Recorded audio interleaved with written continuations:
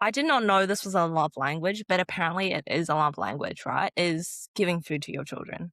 I did not know. Okay, this is really off topic. I did not know it was a love language. And then someone told me, they're like, you know that like Chinese parents give out fruit, or I don't know, like many Asian cultures probably, Yeah. because they want to express their love. And I was like, what? Huh? I was like a bit of a shock, and then I realized that they're expressing their love through food, and the amount of times they keep offering me food, but I didn't understand that was the expression of love.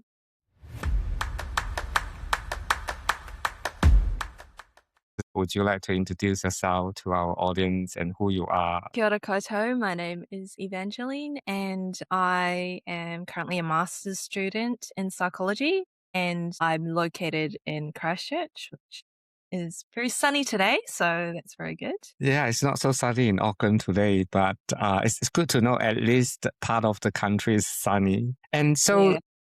just to start with, would you like to introduce you a little bit more about your background, where you were born? Usually, there's one of the questions people ask, even though like there's many generations of Kiwi Asian in New Zealand. So, yeah. So I am New Zealand born Chinese. Yep. So my parents immigrated from China to New Zealand and then had me. I have a younger sister as well.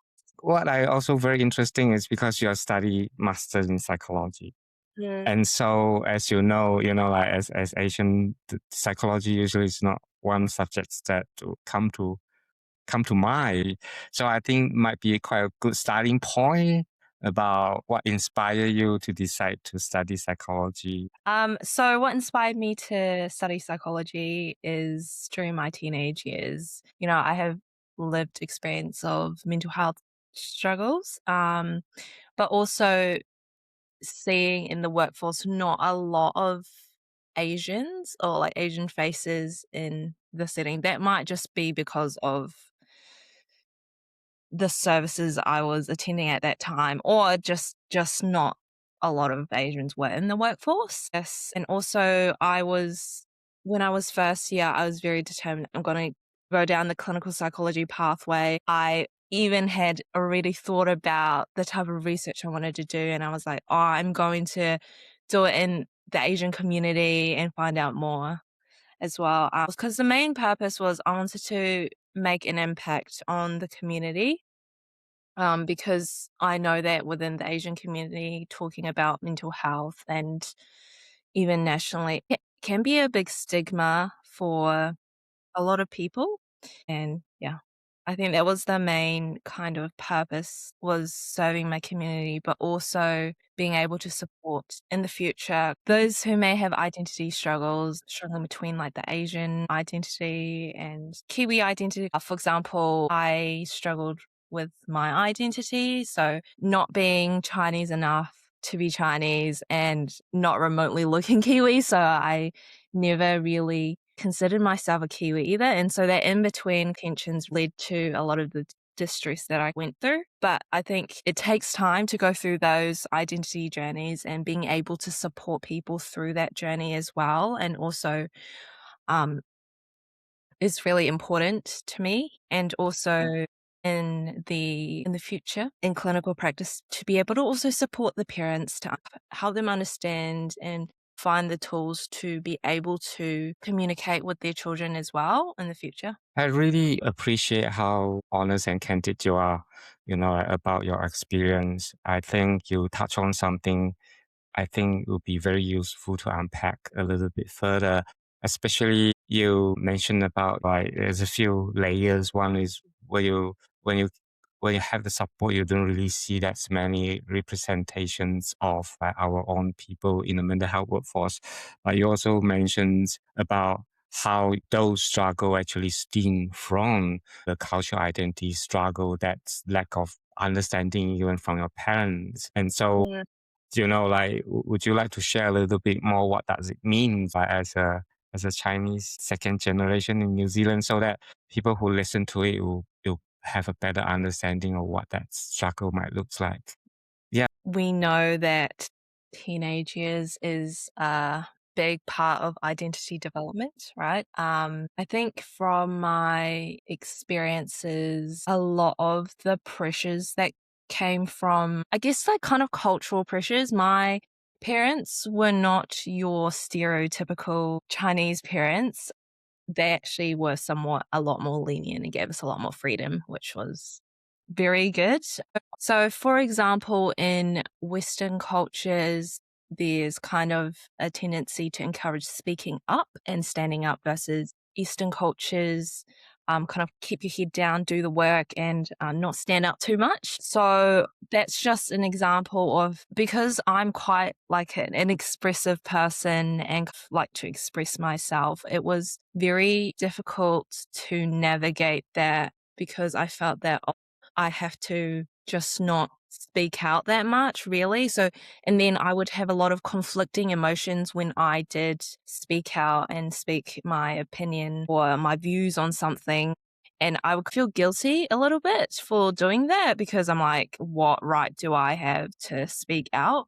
Really? So that's just one example of how that came to be, but also in different settings as well. There's for example, in high school especially, I felt a lot of academic pressure. I would say I'm not naturally academically gifted in all those STEM courses, and that was quite difficult because I felt that there was this view and this is where, like, I see now the purpose of a lot of Asian parents trying to be like, do well in your academics, because they generally they want the child to succeed, but I think often it's not expressed that well. So yes, so the academic pressures from more of the community, and then the Western side is like, oh, everyone's gone out to party, and that's not like something I was allowed to do. Like a lot of social things, and I felt I can't do that Mm. and fit in with my, Western peers, if you want to say that. And I had to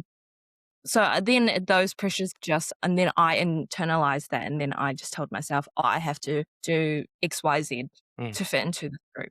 But then I really Yeah. wanted to fit in with my Western you could say Western peers as well, and it was very difficult because I didn't really have those opportunities to socialize. But then again, growing up, I now understand my parents' perspectives as well. No, it's good. I mean, you highlight some very key information as well because I really like what you say about the Western and Eastern culture differences. And let's say if your personality would be more of like, put your head down, quiet, that might well be easier. But it's the person that, like who you are, you feel stifled from those environment, but yet when you're trying to be yourself, you have that, like parents' subconscious nagging about, oh, you shouldn't have done it. So it's like the inner critic, you're constantly, juggling, but yet, no, it shouldn't be your job because you were just a teenager. Yet you're facing something that no adult can unpack it for you. And then you have to face that constant conflicting worldview evolving around you that again, like no one were able to unpack that for you. And then you just internalize everything by yourself, which make it harder as well because you are a very expressive person, yet you're seeing all these in some way you also couldn't express it with your peer or with your parents. Mm. So I can assume that must be quite a challenge growing up, even just constantly finding that balance, like whose side should I be more leaning to? Isn't Yes. it? Yeah. When there's not a kind of like a coherence within the household and the dominant culture, means that there's a constant adjustments that you need to go through, probably Mm. even in a daily basis. So what does that means to you growing up? How to then slowly unpack that. And even then, I felt like, at your time when you grew up, it also probably not too many Asians in your immediate environment, isn't it? Or were you kind of like a minority in school? So I remember in primary school, there weren't as many Asian people. So I grew up in a Chinese church as well. So that's where I kind of got all my cultural experience from, I won't lie. Um, and then in high school, there were a lot more Asian people, but it's a bit unfortunate, like, that sometimes groups, like, it's kinda all really cliquey, so all the Asians were together and all the, all the different ethnicities were together, kinda like that. There were not a lot of in my particular school, there weren't a lot of crossover, which I realized. So when I was in my friendship group, because I joined the all Asian friendship group, I felt that there was a lot of pressure because everyone was, well, at least I felt everyone was doing so well academically. And in my mind, they seemed like, oh, the perfect child, or whatever, or they didn't have struggles. But that's just something I didn't really understand at that time. Mm. Also, because I was also struggling with like my identity stuff and mental health, I also did kind of, share about my struggles as well. Um, yeah, and I did recognize that perhaps mental health wasn't that spoken much about even like in their own households or in their own worlds as well. Um, I really like what you meant saying, even though it's just known, but it's not being mentioned, which is the first, like even among your Asian peer, there's this constant, not necessarily competitions, but you feel like, of course, you have that peer pressure. You need to be part of it in a group. And then also, you're right, like even though people might experience some form of mental health struggle. And when you voice it, people kind of don't know how to respond or even what to say to you. And that must felt quite isolated because, like in school is encouraged to talk about your mental health. And I also felt like you're that kind of person, who who just met friends regardless their color, skin, or ethnicity, like you just that kind of person.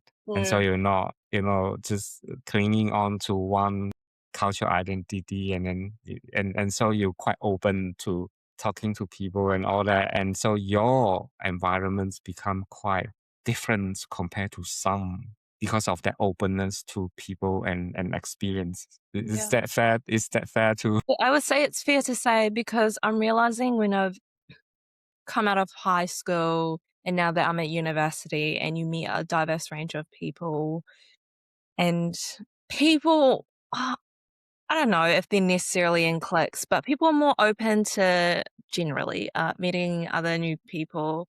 I've met a diverse range of people. Yeah, and I would say that that is very true. And just in high school, that environment, it was just kind of Mm. difficult to do that, which, yeah, Do you my school. experience because like I this based on my own experience from the past, talking to Asians, Kiwi in New Zealand, that many of them face bullying as well. Like um either because they happen to be the minority at school, or it's just lack of understanding. Sometimes have you experienced any? I think it's funny. I was talking to a friend about this and I was like, oh, I couldn't tell what was considered bullying or racism back in school. Like in primary school, I was like everyone was doing like the eye thing. You know the eye Yeah, thing? Yeah. yeah, I know the Yeah. I think. Yeah. Yeah. And I was like, oh, is that I didn't realize it was racism, anything like that. Cause yeah, just I feel like we were so just we didn't know anything, Yeah, you know? that's right. Yes. So also something interesting that I experienced in middle school, high school was that I felt stereotyped. Well, I only because I was in a class and the teacher asked me in front of the whole class if I was an international student. Mm. That had never happened to me before, and I was quite startled. I was like, "What?" And I was like, "What? Okay." I was like and then I start speaking, and then you can tell. Yes. Yeah. Yeah, immediately. And then there was another time in maths class, I felt but then that might not be their intention, maybe they were just Mm. trying to empower me or whatever, but this teacher essentially was assuming I was good at maths, and I I hear was you. I'm bad. I'm so bad. I know. I was like, I think I'm the yeah. I was just like, "No, I don't understand anything." Because for me, I feel like maths wasn't my thing. Say, I went, which is, I always thought, I was like, oh, maybe I'm just like I'm just stepping on all those stereotypes, like crushing them, because I was so into the English based and the social science, like history, those kinds of subjects. Like those are the ones I excelled at and did really well and was really interested in. I think that is because with such subjects, mm, I feel like it's a lot, you connect it a lot to do with people mm, more in real life and you'll be able to see, but also kind of for me that the critical thinking mm, skills, if you could say that, came from that. Also, I love writing essays mm, and mm, point through my essays. I found that because that's why I also took sociology alongside psychology. Sociology, I once in a lecture counted the amount of people that were not white in the class, and there were maybe 3 people, including yeah, myself. yeah. And I just don't think that subject is like an art subject, and I don't think a lot of Asians would take. I agree because I love sociology as well. My first BA is in social science. Again, like what you say, a number of Asians who took social science, handful who can, yeah. But I like it. It's kind of helped me to really understand who you are as well because you are a deep thinker. I think you like to think and understand how things works with people, society, and that really bring you the interest like, but not the formula, blueprints that are given to you and ask you to memorize and remember, and then and I'm like that as well, and so your tendency to gravitate towards human and people instead of like yeah a subject which is beautiful in itself, and it makes total sense then why you want to study psychology too, isn't it?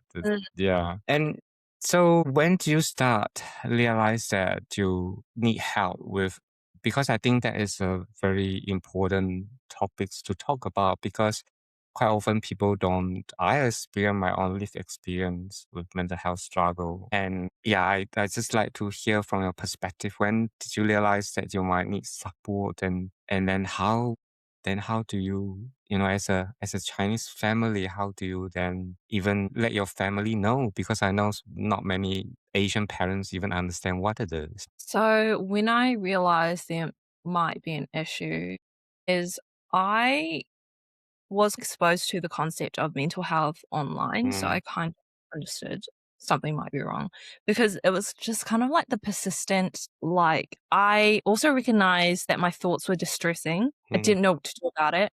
I didn't know what I was feeling, how I was feeling either, and I didn't know that I could get support because that time it was like before the big kind of mental health charities popped up, and I think it was like before 2017. mm, Yeah. mm, And mm, so, but the way that I would express myself was through a lot of my writing at mm, school. English was, yeah, anyways, that's also how I expressed myself, through writing. So a lot of my assignments were quite depressing, I won't lie. Some of them were just like so sad. mm, mm, So there was one point in, I think I was a year 8, and my teacher was like, "Oh, is mm, everything okay? Like, the topic you're writing about is quite, like, deep and quite sophisticated for a year 8 student." mm, Essentially, like, "Oh, I'm fine, whatever."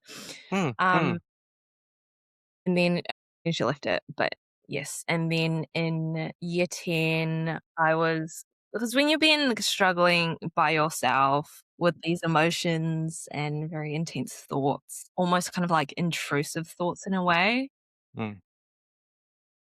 it's quite distressing and it gets pretty exhausting as well. And then Yeah, so in absolutely. year 10, I actually had a pretty good relationship with my form teacher. And she essentially was like, "Well, if you don't go to the counselor, I'm gonna lose my teaching license." So it was a good way, like a good Mm, motivation to get to a counselor. And that was the first time I had gotten support and I realized this is what emotions are. And the big a circle with all the emotions on it, all the words, all the labels, and then slowly a lot of it was to do about recognizing emotions, labeling them, because I had no concept of this thing called emotions. I just felt bad. And so that was a big learning process. And then I went through the school counselors stuff. Mm, And when I got to 16 years old, because I read that you could go to the doctors by yourself when you're 16 in the doctor's office, right? And so I was like, okay, so my parents don't really have to know. They eventually found out because, medical professionals or like professionals in general, there's like a threshold and yeah. yeah, that's right. Yes. So I basically essentially sought a lot of external support before going to my parents Mm, because I was terrified about what mm, they would tell me. mm, Like, I had convinced myself that if I told them, mm, that means I'm a failure, just that inner critic mm, just bubbling up in me. mm, So, yeah. So it's been going on. Things happened. My parents eventually found out. I didn't really know how to approach it, mm, mm, at all. And then I think they tried a lot of different ways, asking me a lot of questions. That was not that helpful. Just too many questions, not listening. mm. I got yelled at. Not helpful either. But then I realized the yelling was because they were panicked, like in hindsight, right? And yes. And so yeah. Can I ask you something? Because like um I think it would be quite useful to even unpack a little bit.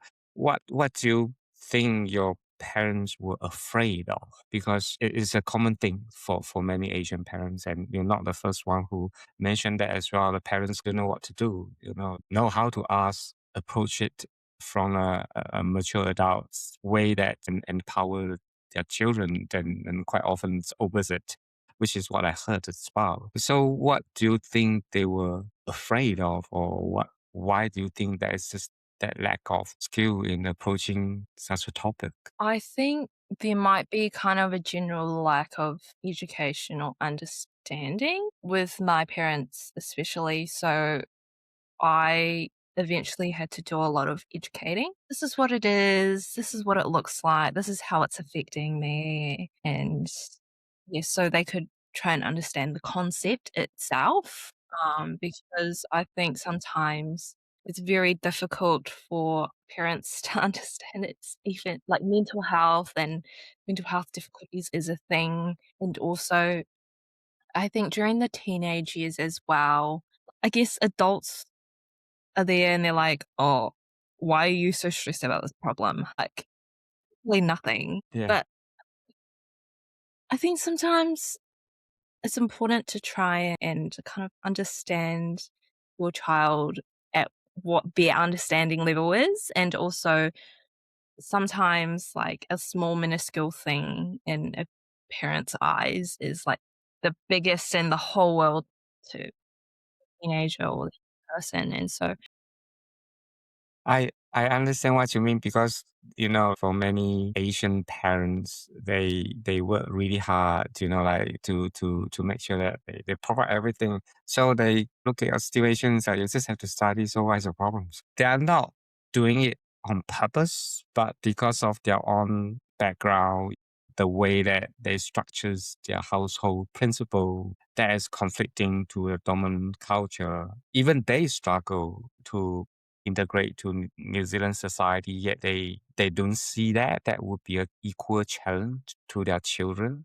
They they owe enough to have things to do to isolate themselves in the environments that they feel comfortable with the skills that they learned. But children is different. And yet I don't feel like they really thought about that. Like children will be equally struggle when there's two systems presented in front of them and then they have to constantly ease in and out. And I also like what you say because a lot of Asians, we never really learn to name our emotion. We just have feelings bubbling out, but yet we never taught what were they?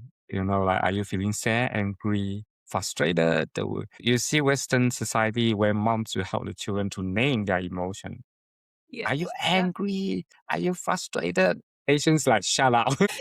I wonder also, probably if I think about like my parents or other kind of Asian friends' parents, I wonder if they learnt how to name their own emotions. Because if they don't even know how to name their emotions or recognize that they're experiencing emotion, it is kind of difficult to teach your children something you're not that aware of, I guess, or yeah. I agree. Yeah, if they don't have that, they can't offer. And so, how hard it is to navigating your own mental health and also being the educator to your parents about like what it is that you're experiencing. Yeah, was it quite a challenge or to have to take on the role of educating your parents about? I guess it kind of was, but then I felt that it was my responsibility to educate them so that they could communicate a lot better, because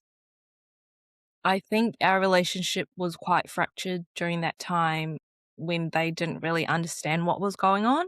And so to be able to educate them slowly and then talk through it also improved our relationship as well, so they could understand me a lot better. And honestly, they have been able to give back to the community. Um, for example, parents who have children who are struggling, they are also able to be a support to them and go, oh, I've been through this, this is what I've learned, and that kind of thing, which I find Wow, is really positive, that they're able to do that and share their life wow. experiences as well. Wow. I love that very much. Means that, like they grow from that experience. So Yes. it was, it, Yeah, yeah. I think something that my mum is always telling me, she's like, "You never stop learning, and you've always just gotta keep learning." And she's like, "You learn from your mistakes or things that you could have done better, but you just keep learning." And yeah, she shared with me before about that probably wasn't the best approach, but she does acknowledge that some things weren't the best approach, and we have a lot better communication about these kinds of things, and I really do appreciate it, which is really great. it's beautiful. It's beautiful to know. I cry all the time, so please don't worry. I'm such a crying baby during my own podcast because this just really touched my soul. What you just say is like they wasn't doing intentionally to hurt you. They didn't know better. And once they learned it, they willing to learn and given the opportunity. So and as you say, like they're taking that on board and became the person to support other people so that other parents can do better. That's truly inspiring. But it started from you. Eventually, it started from you because you're willing to take on that responsibility, which is a big ask. Like while navigating your own mental health and still want to, educate your parents because they wasn't coming from a bad space. They just don't know better. You sorry. I cry a lot of time on my own podcast. So while you're in the having the mental health support, do you get the support that you needed? I mean, like given there's a lot of culture nuances that need to unpack as well, even from your own experience. Yeah. I think from my experience, I felt quite supported. Yes, I would always opt to be seen by myself, so my parents half the time didn't know what was going on. Yeah. But I was just telling them, "Oh, I'm just going here, getting, like, psychotherapy, getting treated to get better," you know? Yeah, so I made it really simple even though it wasn't that simple. No. Yeah. Yeah, yeah. I think I think it was very helpful for my journey, at least, the support that I received from professionals. And I think my parents didn't really believe in therapy at first, but I was like, once again, it'll be helpful, try and educate them a little bit. kind of how it works and kind of things like that. Even though it's quite hard to understand if you have no background or Yeah, understanding into these that's things. right. But I'm really very grateful that they were willing to listen and Mm. try understand. Yeah, because I think I did not know this was a love language, but apparently it is a love language, right? Is giving food to your children. I did not know. Okay, this is really off topic. I did not know it was a love language. And then someone told me they're like, you know that like Chinese parents give out fruit, or I don't know, like many Asian cultures probably, because they want to express their love. And I was like, what? Huh? It was like a bit of a shock, and then I realized that they're expressing their love through food, and the amount of times they keep offering me food, but I didn't understand that was the expression of love. Yeah, Yeah. I know. I It's crazy, isn't it? I tell you though, I really like what you that is so true, like that's why we eat all the time. That's why it's constantly in the Chinese traditions, we never say how are you, we say have you eaten? mhm. Like Yes. that just show that, when your tummy's full means that you're full of love. Yeah. Yeah. But you're right. For when you grow up in a culture where everybody doing the same thing, that's the love language. But when you're not seeing, your friends who, like Western culture where they just hug, where they just say, "Oh, I love you," like, and then it's like, why I didn't get it from home? And you also, how can a kid figure out offering food is a language? How can a kid make that connection? This impossible, isn't it? Like. Yeah. So who tell you that? Share with On you. my Okay, first of all, I saw it on TikTok, and then I asked my friend, I was like, "Did you know, is this a thing?" And then she was like, "Yeah, it's a thing." And I was like, "Okay." I was like, I'm an adult and I just found out. Okay. Yeah. Yes. Yeah. And what about I also like what you say about talking therapies. Usually, like Asians, like, why you need to go and talk to someone? You can talk to me. Like, what is it going to change? Yeah. So that's what you're experiencing when you're first talking to your parents. Yeah, kind of. I would say it was kind of like a very novel concept that you would go somewhere and talk to someone else, because I feel like in our culture it's very family oriented. So typically you would share stuff with your family. But I think the reason I found talk therapy was helpful is because I didn't have to talk to my parents about what I was going through, because those conversations are really difficult. And I also was introduced to the whole concept of you can restructure your thoughts and you can kind of replace the real negative ones with slightly more adaptive ones. And I was like, oh, that's cool. Yeah. So it's finding out about like things you can do in therapy and how someone might help that is not your parents. And honestly, I'm like, these people are paid to listen to my problems. So Exactly. Yeah. Yeah, yeah. which you point out the reason why people benefit from talking therapists. First, that you're talking to someone who outside of the situation and they can give you a fresh perspective, but Mm, also learning different skills in, like adapting to our own thoughts, isn't it? And kind of replace it with something else which no one will teach us in school. Yeah.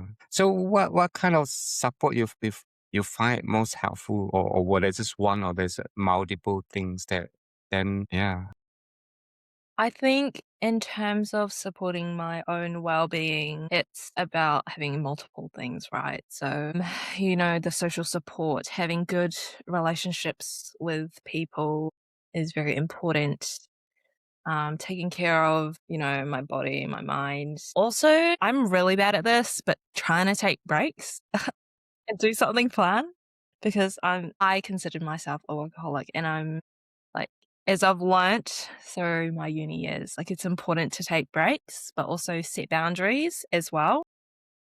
Do you think there's an Asian things? Or because I'm very bad at it. I talk to many other Asian people. They also have same problems.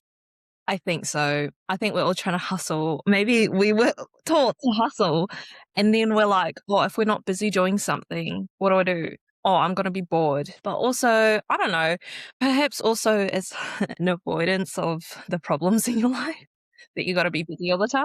I don't know. Like some people, like they've got to be busy all the time because if they slow down, then they're thinking about the issues in life as well, or like, oh, how they're feeling, or sometimes it might be avoidance, but sometimes it just might be that hustle culture kind of taught. I mean, I see children just like hustling away doing extra homework, like after school in primary school. I'm like, I didn't know that was a thing because my parents didn't do that. They were like, oh, but after school, I did have like extracurriculars, which I'm very Yes. grateful for to be able to Yeah. experience so many diverse things Yes.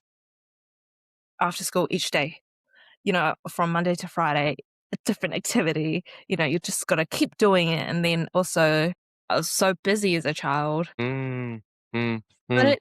I feel like it was a good thing that being able to take a break is also a really good thing.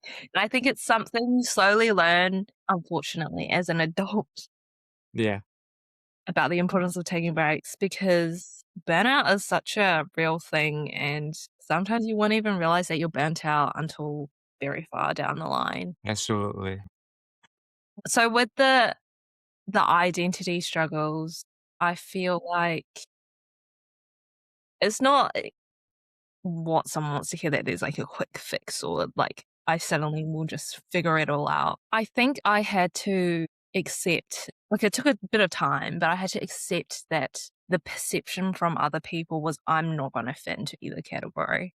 And it's being okay in myself about that and also figuring out who I am apart from my ethnicity. I know it's like very difficult to do and it can be like also can be really painful as well. But Mm, I feel like a lot of the time it's part of the journey, although it's so painful because you're like, what? Because I sometimes as humans, we like to put ourselves in little boxes and, I'm going to align with this group or with that group, but it's natural. Yeah. I think the hardest part for me was that, just being able to accept that being a second generation Asian means I the like what perception.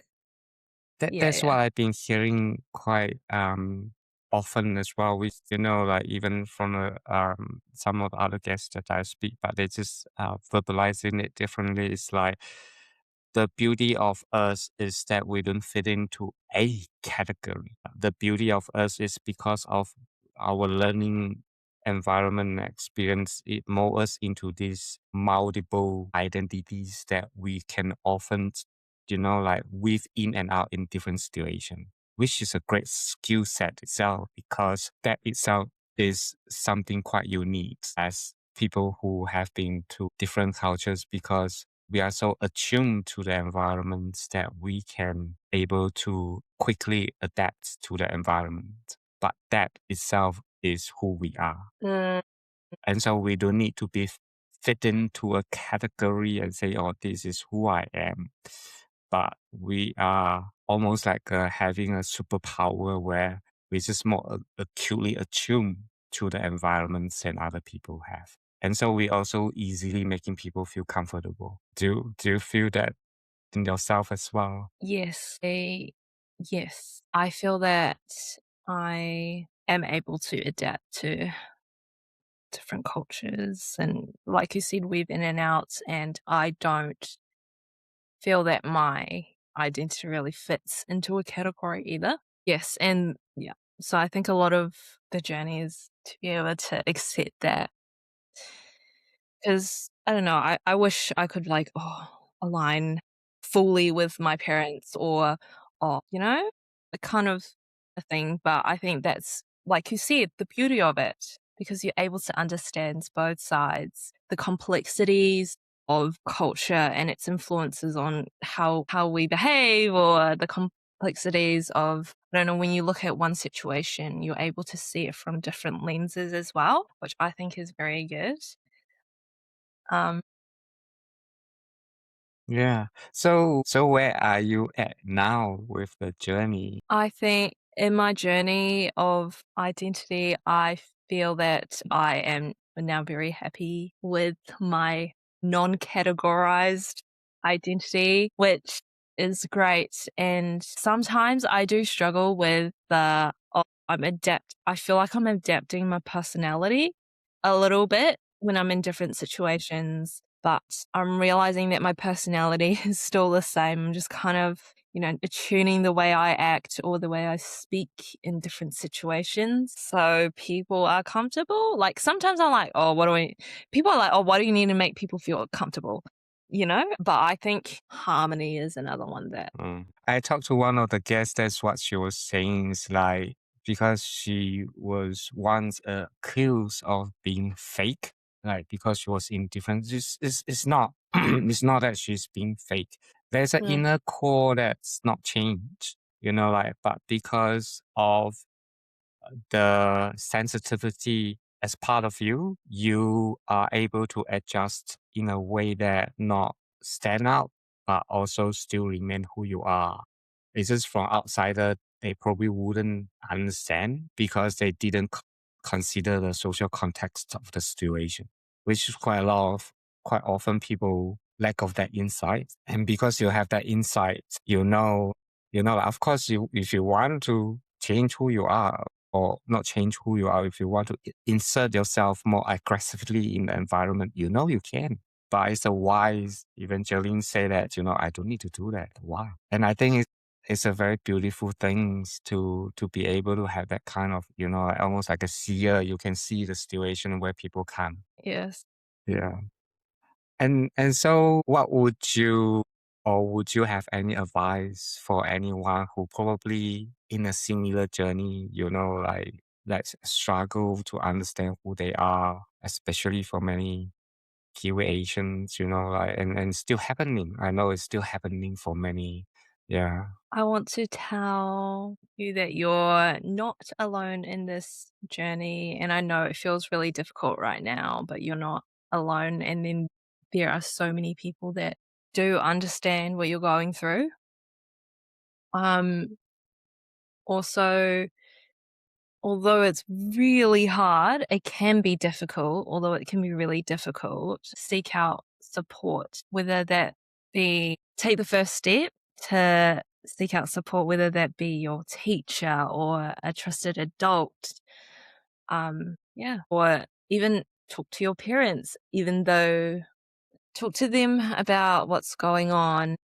And to the parents, please listen to your children. It will be so helpful. Although, like I said before, like one thing might look so small to you, it might mean the whole world to your child. And I think one of the most helpful things is to listen um, before kind of giving advice or asking questions because just listening means a lot. Encourage you to speak out and stand out and share what's going on for you because you are not alone in this journey. Is there anything I missed or any things that you would like to share before we finished? And I have one more questions for you. No. So if there's a chance for you to go back to your younger self at the age that you wanted to, what would you say to your younger self?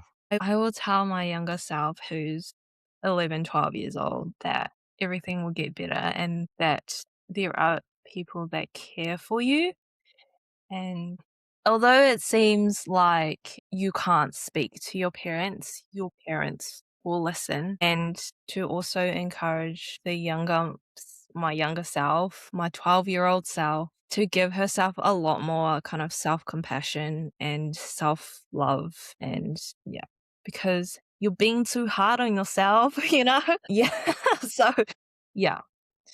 Yeah. And by the way, I haven't actually asked you about, so you're doing a master for your psychology. So what's the topic will based on for your, yeah. So, my topic is based around eating disorders within the Asian community. We're probably also going to look at kind of generational differences as well.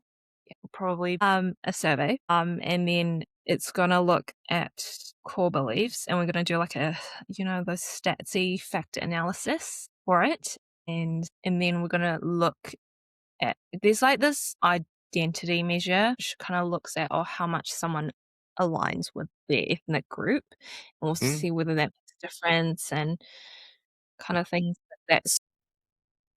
It's still very in the mm. development process, but mainly the topic is about eating disorders within the Asian community in New Zealand. See a very big need in this particular topic as well. I feel like that there's not enough eating disorder research as it is in New Zealand, and being able to contribute to the growing knowledge, but also hoping that it will help inform policies and also practice as well. I couldn't agree more that there's, like what you say first, there's not enough research in eating disorder, let alone for Asian. And I think what you are doing is so important. And I really believe that because of that lack of understanding, quite often then the practice might not be able to adjust to suit other Asians, funnel, and also people who needed it. So I congratulate you for selecting the topic and also making a difference. And I really truly believe that. And so I wish you all the best and thank you. Thank you so much. Thank Such a you for crying having me. baby.